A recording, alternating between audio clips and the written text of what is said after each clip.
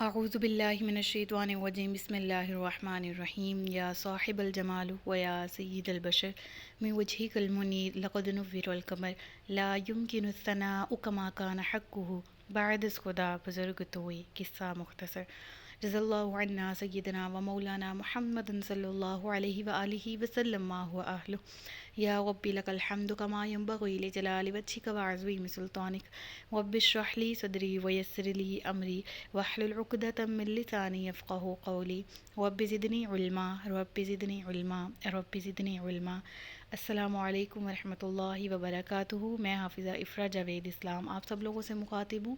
اپنے YouTube channel infinite اسلام میں آپ سب لوگوں کو خوش آمدید کہتی ہوں۔ امید کرتی ہوں آپ سب لوگ خیریت سے ہوں گے، زندگی پرسکون پراطمینان اور ایمان بالخیر گزر رہی ہوگی۔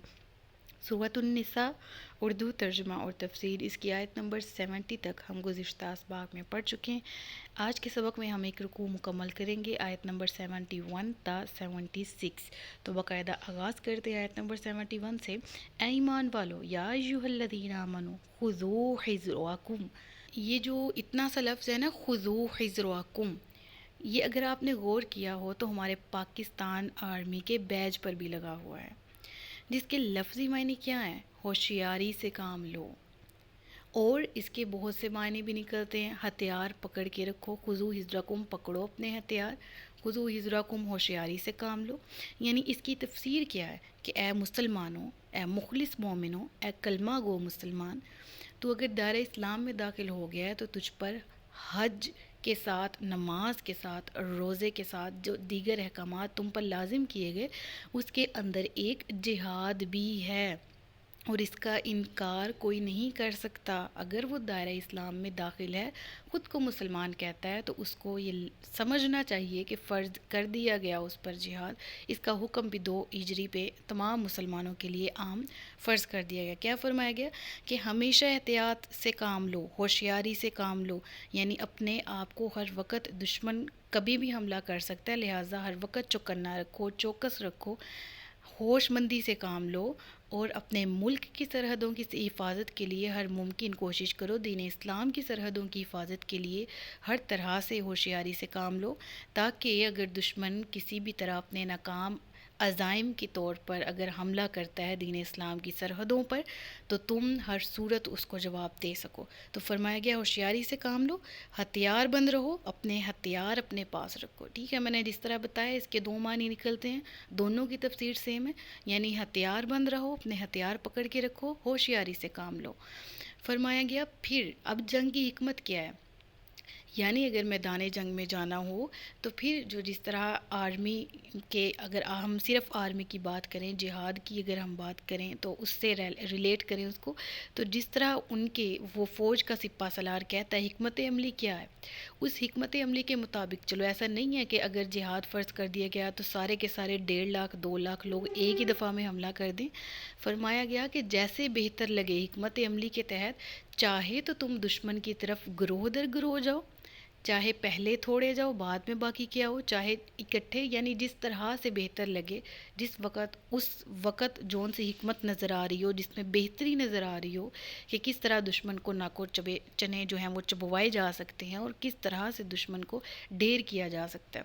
تو یہاں پر جنگ میں جانے کا کہا گیا، جہاد کرنے کا حکم دیا گیا، پھر اس کے بعد یہ بھی فرمایا گیا، طریقہ بھی بتایا گیا کہ یہ حکمت عملی پہ ڈیپینڈ کرتا ہے، چاہو تو گروہ در گروہ تھوڑے تھوڑے ہو کر نکلو یا اکٹھے چلو۔ اب آیت نمبر 72 سے پہلے میں تھوڑا سا یہ شان نزول ٹائپ، بیک گراؤنڈ ٹائپ آپ کو تھوڑا سا ایکسپلین کر دیتی ہوں کہ منافقین نے مدینہ میں مسلمانوں کے ارد گرد گھیراؤ کیا ہوا تھا۔ یہ وہ منافقین تھے جو مسجد میں نبی کریم صلی اللہ علیہ وسلم کے ساتھ نماز بھی پڑھتے تھے، یہ وہ منافقین تھے جو حج بھی کرتے تھے، یہ وہ منافقین تھے جو نبی کریم صلی اللہ علیہ وسلم کی مجلسوں میں بیٹھا، یعنی اپنے آپ کو مسلمان پریٹینڈ کرنے کے لیے ہر کام کرتے تھے، زکوٰۃ بھی نکالتے تھے، لیکن جہاد ہمیشہ سے منافقین پر بھاری رہا ہے، اور جب جہاد کا حکم نازل ہوا تو تب ان کی شکلیں دیکھنے والی تھی، ان کے چہرے بگڑ گئے تھے جہاد کے حکم کی وجہ سے کہ اب کیا ہوگا، ہم اپنی جان کیسے ہم گنوا سکتے ہیں، ہم کیسے جہاد کریں، ہم کیسے موت کے منہ میں جائیں وغیرہ۔ یعنی کہ جو منافق بندہ ہوتا ہے، جس کے دل میں نفاق ہوتا ہے، وہ جہاد کو موت قرار دیتا ہے۔ حالانکہ قرآن کیا کہتا ہے؟ ایمان والے ہو، ہم نے پچھلی آیت کے آغاز میں پڑھا یا ایھا الذین آمنو، ایمان والے ہیں تو جہاد تو کرنا ہے۔ تو وہ ہر کام کر لیتے تھے اپنے آپ کو مسلمان کہنے کے لیے، لیکن جو سب سے زیادہ گراں گزرتا تھا ان پہ، وہ تھا جہاد کرنا اللہ کی راہ میں۔ اور اگر مسلمان وہ جنگ نہ، اس طرح ہوتا کہ وہ جنگ میں جانے سے مختلف قسم کے ہیلے بہانے کرتے، ٹھیک ہے، مختلف قسم کے وہ بہانے لگاتے، ہم نہیں جا سکتے، یہ ہے وہ ہے، تو نہ جاتے تو جو مسلمان جیت کر آتے جنگ، تو تب فٹافٹ دوڑے چلے آتے کہ ہمیں مال غنیمت میں حصہ دیں، ہم بھی آپ کے مسلمان بھائی ہیں۔ اور اگر مسلمانوں کو ذرا تکلیف اٹھانی پڑتی میدان جنگ میں، ان کو اپنے جانیں اپنی گنوانی پڑتی، تو اس صورت میں یہ دل ہی دل میں خوش ہوتے اور شکر ادا کرتے کہ ہم نہیں گئے تھے، اللہ کا شکر ہے بھئی ہم تو نہیں گئے تھے، اگر ہم جاتے تو ہماری بھی جان جاتی، ٹھیک ہے۔ تو وہ اس طرح کا نفاق تھا ان کے دل میں، ٹھیک ہے۔ تو اس صورت میں کیا فرمایا گیا؟ اب ان آیات کو دور حاضر سے بھی ریلیٹ کرنا ہے۔ ہر وہ بندہ جو اہل علم ہے، اہل کچھ بھی ہے، میں لگا لوں کہ بہت سے میجورٹی آف پیپل میں نے دیکھی ہے جو باتوں باتوں میں جہاد کی فرضیت کا انکار اس وجہ سے کر رہے ہوتے ہیں کہ شاید وہ اس دور کی بات تھی، اس دور کی بات نہیں ہے۔ حالانکہ ہر دور میں یہ آیات منسوخ تھوڑی ہیں۔ اگر تو آیات منسوخ ہو تو ہم کہیں جی یہ اسی دور کی بات تھی، اب یہ منسوخ ہو چکی ہیں، لیکن یہ آیات محکم ہیں، ان کا حکم دیا ہوا ہے اور یہ منسوخ نہیں ہے۔ لہٰذا کیا فرمایا گیا؟ اور تم میں کچھ لوگ ایسے ہیں جو ضرور دیر لگائیں گے۔ پھر اگر تم پر کوئی مصیبت، ضرور دیر لگائیں گے سے مراد کیا؟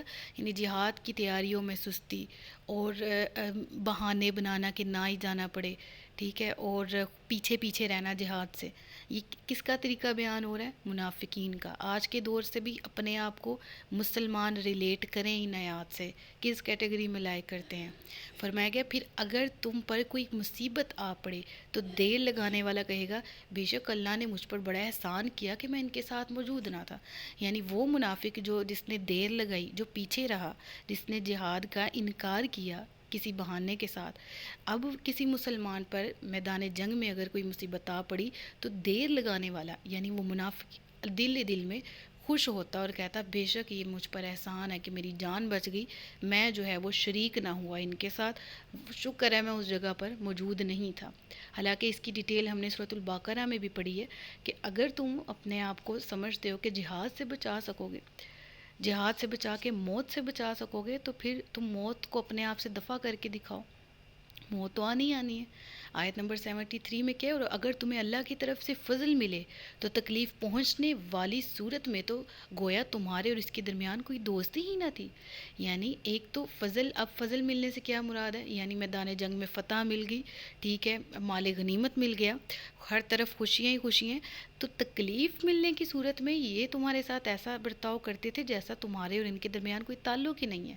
لیکن جب کہ اب ضرور جو ہے وہ یہ کہے گا، کیا کہے گا کہ اب فتح کی صورت میں، یعنی پہلے فرمایا گیا کہ اگر تمہیں تکلیف پہنچتی تو اس طرح پریٹینڈ کرتے جس طرح کوئی تعلق ہی نہیں ہے، ٹھیک ہے، پیچھے پیچھے اور شکر دل میں ادا کرتے، اور اب جب تمہیں فتح مل گئی ہے تو ضرور ان میں سے کوئی کہے گا اے کاش میں بھی ان کے ساتھ ہوتا تو بڑی کامیابی حاصل کر لیتا۔ یعنی جس طرح کے جہاد میں جانے والوں کے لیے مال غنیمت اور سم تھنگ لائک دس کے ایک طرح کا ایک واپس آ کے دوسروں پہ انہوں نے، یعنی منافق تھے نا جو جہاد صحابہ کرام کرتے ہیں، وہ کسی پہ بڑائی ظاہر کرنے کے لیے تو نہیں نہ کرتے تھے، وہ تو اللہ کی راہ میں کرتے تھے کوشش، جہاد کرتے تھے، کفر سے باطل سے لڑتے تھے، جبکہ یہ لوگ کہتے ہائے کاش ہم بھی چلے جاتے، ان کو فتح ہوئی ہے ذرا ہمارا بھی نام بن جاتا ہے ان کے ساتھ۔ تو یہ سب منافقین کے طریقے ہیں جو جہاد سے اپنے آپ کو عاری سمجھتے ہیں، جو دور رکھتے ہیں۔ دور حاضر میں بھی اس طرح کے بہت سے لوگ ہیں، بلکہ کیا کہا جائے، جہاد کا نام لو تو اس کو ایکسٹریمسٹ کہہ دیا جاتا ہے۔ جو جہاد کا نام لے، جو کہے اللہ نے جہاد فرض کیا ہے، کشمیر جو ہے ہمارا، وہ کس طرح سے کتنے سالوں سے جو ہے وہ مقبوضہ کشمیر ہے، اس کو رہا کرواؤ، اس کو آزاد کرواؤ، جہاد سے ہم لوگ پیچھے۔ ہر طرح سے شام میں کیا ہوا مسلمانوں کے ساتھ، فلسطین میں کیا ہوا، ٹھیک ہے، ہمارے جتنے بھی مسلمان ممالک ہیں، مسلمان جہاد میں سستی کر رہے ہیں تو آج یہ حالات درپیش ہیں، آج یہ حالات آ چکے ہیں۔ آیت نمبر 74، پس جو لوگ دنیا کی زندگی کو آخرت کے بدلے میں بیچ دیتے ہیں، اب اس سے مراد جو جنگ میں شریک ہونے والے مومن ہیں، مخلص مومن، رب فرماتا ہے پہلے منافقین کے بارے میں بتا دیا ان کا رویہ کیا تھا، اب مومنوں کا انعام بیان فرمایا جا رہا ہے۔ کیا؟ رب فرماتا ہے کہ جو لوگ دنیا کو بیچ ڈالتے ہیں آخرت کے بدلے میں، رب فرماتا ہے انہیں چاہیے کہ اللہ کی راہ میں لڑے۔ میں اور آپ اگر آخرت خریدنا چاہتے ہیں، اگر آخرت کو بہتر بنانا چاہتے ہیں، تو رب کیا فرما رہا ہے؟ چاہیے کہ اللہ کی راہ میں لڑیں۔ وَمَن يُقَاتِلْ فِي سَبِيلِ اللَّهِ فَيُقْتَلْ أَوْ يَغْلِبْ فَسَوْفَ نُؤْتِيهِ أَجْرًا عَظِيمًا۔ فرمایا کیا گیا؟ اب یہ نہیں فرمایا گیا کہ جو اللہ کی راہ میں گیا، جس کو فتح ملی اسی کو انعام ملے گا۔ ہو سکتا ہے نا، اب دین اسلام جو ہے وہ کتنا پیارا دین ہے۔ رب نے فرمایا کہ اللہ کی راہ میں لڑو، جہاد کرو، اور جو اللہ کی راہ میں لڑے پھر شہید کر دیا جائے یا غالب آ جائے تو ان قریب ہم اسے بہت بڑا ثواب عطا کریں گے۔ یعنی غازی ہے یا شہید ہے، رب کی طرف سے دونوں کو ثواب ہے، دونوں کو اجر عظیم ہے۔ شہداء کے بارے میں ڈیٹیل سورۃ آل عمران، سورۃ البقرہ میں ہم پڑھ چکے ہیں کہ شہید کے کتنے درجے ہیں۔ اللہ اکبر! یعنی جو گیا اور اس کی جان چلی گئی، رب نے اس کو بھی جنتی بنا دیا۔ جو غازی ہے اللہ نے اس کو بھی اجر و ثواب عطا فرما دیا۔ غازی کس کو کہتے ہیں؟ جو میدان جنگ سے فتح کی صورت میں اور میدان جنگ میں جائے اور پھر دین اسلام کو حق کی طرف سے لڑے، اور پھر اس کے بعد لڑتے ہوئے جان اس کی نہ جائے اور وہ واپس آ جائے، تو اس بندے کو غازی کہا جاتا ہے۔ رب فرماتے ہیں ہم اسے بہت بڑا ثواب عطا فرمائیں گے۔ آگے آیت نمبر 75، اور تمہیں کیا ہو گیا ہے کہ تم اللہ کے راستے میں نہ لڑو؟ میں نے آپ کو آج کے دور سے ریلیٹ کر دیا سارے کے سارے سبق کو، ان آیات کو۔ ہم اگر صرف ماضی کی آیات کو، مطلب ان آیات کو ماضی کے ساتھ جوڑتے رہیں گے تو آج ہم ان سے درس حاصل نہیں کر سکتے، اور آئندہ آنے والی نسلیں بھی اس کو ماضی سے ریلیٹ کریں گی تو ہم اپنی یہ جو پسپائی کا شکار ہیں، جو ہم نیچے گرے ہوئے ہیں مسلم امہ، یہ کبھی اٹھ نہیں سکتی۔ آئیے اس کو آج کے دور سے ریلیٹ کرتے ہیں۔ پہلے اگر اس کو پاسٹ کی اگر میں آپ کو بتا دوں سمجھنے کے لیے، تو جب مدینہ منورہ کی طرف مسلمانوں نے ہجرت کر لی تھی، میں نے آیت کے سٹارٹ میں، رکوع کے سٹارٹ میں بتایا کہ مسلمانوں پر 2 ہجری میں جہاد فرض ہوا۔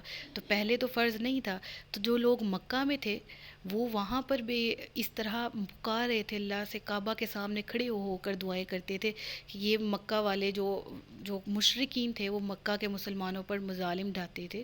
اور پھر مدینہ میں جب جہاد کا حکم آیا تو پھر یہ فرمایا گیا کہ اے مسلمانوں دیکھو تو صحیح، وہ مکہ میں وہ لوگ جو کہ پکار رہے ہیں کہ کہاں سے آئے گی مدد، جا کے ان کی مدد کرو۔ یعنی جہاد کا حکم جو فرض ہو گیا تھا تاکہ ان کو بھی ان طرح کے ان مسلمانوں کو مظالم سے بچایا جا سکے۔ ٹھیک ہے، تو آج کے دور میں اگر ریلیٹ کیا جائے تو ہمارا کشمیر ہے، آج کے دور میں ریلیٹ کیا جائے فلسطین ہے، جتنے بھی عرب ممالک ہیں ان میں زیادہ سے زیادہ ظلم مسلمان ممالک پہ اتنا ظلم ڈھایا جا رہا ہے۔ وہ ملک کو نیست و نابود کر دیتے ہیں اور دوسرے ممالک دیکھ رہے ہوتے ہیں، افسوس کر رہے ہوتے ہیں، اظہار تعزیت کر رہے ہوتے ہیں۔ کیا مومن اسی لیے رہ گیا ہے کہ وہ اپنے مسلمان بھائی کو مرتا ہوا دیکھے اور کہے ہاں مجھے دکھ ہوا؟ اسلام نے جہاد کا حکم ہی کیوں دیا؟ مسلمانوں جاگو، ہمیں جاگنا پڑے گا، ہمیں مینٹلی طور پر ہمارے جو ضمیر مردہ ہیں نا، ہمیں ان کو بھی جگانا ہوگا۔ جو ہم نے انگریزوں کی کتابیں، انگریزوں کے بنائے ہوئے سلیبس پڑھ پڑھ کے، جو پاکستان میں سلیبس ہے ہر کلاس سے لے کر 9ویں کلاس سے شروع ہوتا ہے آگے تک، اگر بی ایس اسلامک اسٹڈیز بھی کر لو اس میں بھی اس طرح کا مٹیریل نہیں ہے۔ اگر کسی اور چیز میں کوئی بھی ڈگری لے لو، کوئی بھی پڑھائی کر لو، سلیبس ویسا نہیں ہے جیسا حقیقتاً بنانا چاہیے تھا۔ اور خیر سے تو کوئی اس طرف آتا نہیں ہے دین کی طرف پڑھنے کے لیے۔ اگر دوسرے شعبوں سے منسلک ہیں تو اگر کہیں کہیں اسلامیات یا کوئی اس طرح کا سبجیکٹ آ جاتا ہے قرآن کی تفسیر، تو اس کی اس طرح سے تفسیر نہیں بتائی جاتی، اور ہم لوگ ویسے ہی ان کا بنایا ہوا سلیبس پڑھ پڑھ کے اپنے آپ کو پتہ نہیں کون سی مخلوق سمجھنے لگ گئے، قرآن نہیں سمجھتے، دین اسلام نہیں سمجھتے۔ اور جو پھر جہاد کی بات کرے، جو کوئی اللہ کی راہ میں لڑنے کی بات کرے قرآن کو سمجھ کے، اس کو ہم کہتے ہیں یہ تو شدت پسند ہے، یہ تو انتہا پسند ہے، یہ تو جنگ و جدال کی بات کرتا ہے۔ اسلام تو امن کا درس دیتا ہے۔ ارے بھائی اسلام امن کا درس دیتا ہے، لیکن تب تک جب تک مسلمانوں پر ہر طرح سے ظلم نہیں ہو رہا۔ لوگ جنگ مسلط کریں گے ہم پہ، ہم کہیں گے ہم امن والے ہیں۔ میرے نبی کی زندگی، جتنی جنگوں میں انہوں نے شرکت کی، جتنے غزوات میں شرکت کی، تو اس چیز کی شاہد ہے کہ جنگ تو میرے نبی کریم صلی اللہ علیہ وآلہ وسلم نے بھی کی، تو پھر ہم کہاں پر اپنے آپ کو کاؤنٹ کریں؟ سب سے زیادہ کیا دین کو سمجھانے والے، قرآن کو سمجھانے والے میرے نبی کریم محمد مصطفیٰ صلی اللہ علیہ وآلہ وسلم نہیں ہیں؟ بالکل ہیں، انہوں نے ہی سکھایا، سمجھایا، انہوں نے پھر کر کے بھی دکھایا کہ جب دین پر بات آئے، جب باطل ہر طرف سے گھیراؤ کر لے تو تب مومن کو کیا کرنا چاہیے؟ صرف افسوس؟ بالکل بھی نہیں، لڑنا چاہیے، آگے بڑھنا چاہیے۔ اب آج کے دور سے ریلیٹ کریں، اپنے ذرا تمام ممالک کو، مسلمان ممالک کو غور سے ذہن میں رکھیں اور اس آیت کو پڑھیں، اور تمہیں کیا ہو گیا کہ تم اللہ کے راستے میں نہ لڑو اور کمزور مردوں اور عورتوں اور بچوں کی خاطر نہ لڑو، جو یہ دعا کر رہے ہیں کہ اے ہمارے رب ہمیں اس شہر سے نکال دے جس کے باشندے ظالم ہیں، اور ہمارے لیے اپنے پاس سے کوئی حمایتی بنا دے، اور ہمارے لیے اپنی بارگاہ سے کوئی مددگار بنا دے۔ اللہ اکبر۔ اس دور میں بھی یہ دعا مانگی گئی تو اللہ نے قرآن کریم کی یہ آیات نازل فرمائیں، مسلمانوں کو کہا کہ اٹھ جاؤ، جاگ جاؤ اور لڑو اللہ کی راہ میں، مدد کرو اپنے مسلمان بہن بھائیوں کی۔ اللہ نے ان کی دعا سنی۔ آج بھی ہمیں ہمارے بہن بھائی مسلمان پکار رہے ہیں، ہمیں وہ پکار رہے ہیں، بلا رہے ہیں کہ آؤ ہماری مدد کرو، وہ اللہ سے دعا کر رہے ہیں کہ ہماری مدد کے لیے کسی کو بھیج۔ لیکن ہم لوگوں کو تو کم از کم وہاں جانا تو ابھی ادھر جائیں، ادھر جا کے مدد کرنی چاہیے، لیکن ہم لوگوں نے تو اپنے مینٹل دماغ کو ہی کسی اور طرح سے سیٹ اپ کر لیا اس کا۔ لہٰذا اپنے آپ کو جگائیں، اپنے ضمیر کو جگائیں، ان آیات کو قرآن کی روشنی میں اس تفسیر کو پڑھیں، غور کریں کہ ہم کدھر جا رہے ہیں، ہمارا دین اصل میں ہے کیا۔ جہاد جب فرض ہو جائے، جب لازم ہو جائے تو نکلنا پڑتا ہے۔ اللہ تعالی ہم سب کو عمل کی توفیق دے۔ آیت نمبر 76، ایمان والے اللہ کی راہ میں جہاد کرتے ہیں اور کافر اور کفار شیطان کی راہ میں لڑتے ہیں۔ الذین آمنوا یقاتلون فی سبیل اللہ، فرمایا گیا پچھلی آیت میں تمہیں کیا ہو گیا ہے، جہاد کیوں نہیں کرتے؟ اب فرمایا گیا ایمان والے تو اللہ کی راہ میں لڑتے ہیں، ایمان والے۔ اب یہاں پر وہ لوگ جو کہے اسلام امن پسند ہے، ہمیں جنگ کا حکم نہیں ہے، وہ ذرا اس آیت کو پڑھ لیں۔ ایمان والے اللہ کی راہ میں جہاد کرتے ہیں، یقاتلون فی سبیل اللہ والذین کفروا یقاتلون فی سبیل الطاغوت۔ فرمایا گیا کافر تو ہمیشہ سے جو ہے وہ شیطان کی پیروی کرتا آ رہا ہے، اور وہ شیطان کو خوش کرنے کے لیے شیطان کی راہ پر چلتا ہے اور اس کی راہ میں لڑتا ہے۔ تو فرمایا گیا تو تم شیطان کے دوستوں سے جہاد کرو، یعنی ان کافروں کو شیطان کا دوست کہا گیا جو کافر شیطان کے پیروکار ہیں۔ یعنی مومن کو، ابن آدم کو، اولاد آدم کو حکم یہ دیا گیا، اولاد آدم کو، کہ اولاد آدم شیطان کے پیروکاروں اور شیطان کے دوستوں سے لڑے، جنگ کرے، جہاد کرے۔ اور پھر کیا فرمایا گیا؟ تم ڈرتے ہو، تم کہتے ہو کہ ہم اگر آج کے دور میں جنگ کریں گے تو یہ خودکشی کے برابر ہے، جس ملک سے ہم جنگ کریں گے وہ تو طاقتور بہت ہے، وہ تو دنیا کی سب سے بڑی ایٹامک پاور ہے، وہ تو ایسا ہے، وہ تو ویسا ہے۔ رب کیا فرما رہا ہے؟ رب فرما رہا ہے بے شک شیطان کا مکر و فریب کمزور ہے، یعنی تم ہمت کرو، اللہ کا نام لے کے نعرہ تکبیر بلند کرو، تم میدان جنگ میں جاؤ۔ شیطان تو بہت کمزور ہے، کافر تو بہت کمزور ہیں، دنیاوی طور پر وہ تمہیں مضبوط نظر آتے ہوں گے، لیکن جب اللہ مدد کرنے پر آئے تو وہ بدر میں 313 کے ساتھ فرشتے اتار دیتا ہے جو اپنے سے 3 گنا بڑی فوج کے ساتھ لڑتے ہیں۔ میرا ملک پاکستان کیسے بنا تھا، کتنی قربانیاں دی، لیکن 2 دفعہ اس پر جنگ مسلط کی گئی، لیکن ایمان کی حالت میں کس طرح اس کا مقابلہ کیا، کم فوج کے ساتھ، کم وسائل کے ساتھ، لیکن ایمان ساتھ تھا تو کوئی دشمن اس طرف دیکھ نہیں سکتا میلی آنکھ سے۔ اسی طرح سارے ممالک کے ساتھ ہمیں اس طرح، سارے مسلمان ممالک کے ساتھ اسی طرح کا بھائی چارہ قائم کرنا چاہیے کہ میرے مسلمان بھائی پر، میری مسلمان بہن پر دنیا کے کسی بھی کونے پر ظلم ہو، میں یہ نہیں دیکھ سکتا، میں جہاد کروں گا، میں اس ظلم کو ختم کروں گا، کیونکہ اللہ تعالیٰ نے مجھے فرمایا ہے ایمان والے اللہ کی راہ میں لڑتے ہیں، میں اللہ کی راہ میں لڑوں گا۔ اور شیطان جو ہے، یعنی جو میرا دشمن ہے، وہ جتنا مرضی پریٹینڈ کر لے، اپنے آپ کو ہوشیار سمجھنے کا، اپنے آپ کو بہادر، اپنے آپ کو طاقتور، لیکن میرے رب نے جب قرآن میں کہہ دیا وہ بہت کمزور ہے، یقیناً وہ کمزور ہے۔ کیوں کمزور ہے؟ کیونکہ اس کے پاس ایمان نہیں ہے۔ تو اے مومن، تیرے دل میں ایمان ہے، تیرے ساتھ اللہ اور اس کا رسول ہے۔